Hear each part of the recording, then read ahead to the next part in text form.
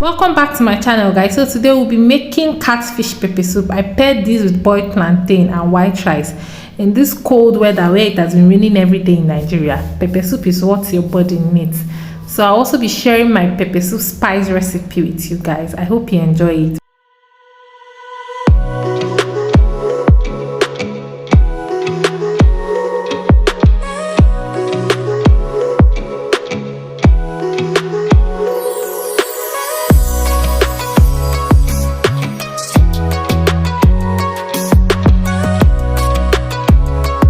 So in here I have my fresh catfish. I've already cut that up, and then my pepper soup spice. I have, this is called Gbafilo. This is how it looks like before I broke it, and then this is the inside of it. Then I have my Ulima seeds here. Notice how shiny it is. Then my country onions, then Uziza seeds, Oda and Ehuru. Then I have ginger, and I also have alligator pepper. I'll be opening this pot. Then I have my seasoning cube, and then Aiden fruits. This is what it is called in English. Then some onions. Then I have my fresh peppers and scent leaves here, and then some salt, and I'll be using plantain. So here is my plantain. So firstly, I'll be pouring very hot water. This is very hot boiled water over the catfish. This will help toughen the catfish and also help the slime to come off easily. Just see how easy it is coming off now. So I'll take out the catfish from the hot water and then rinse it off with cold water, and then remove the slime as well.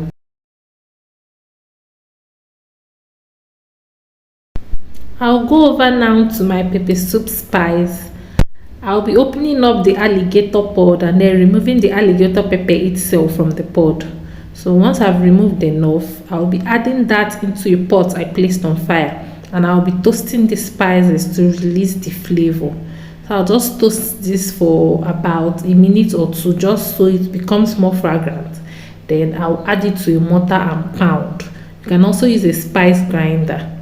So I'll just pound it into a smooth paste. I removed the odor because I don't need to pound it out fully. I just added it back and then touched it with the pestle a bit. Then I'll be adding it in the pepper soup and remove it later. So here is my plantain. I'll be cooking that first. I'll add some water, cover it and place it on fire. So once it starts boiling and halfway cooked, I'll add some salt, some seasoning cubes, and then my onions, my fresh pepper and my ginger. I'll also go ahead to add the pepper soup spice now.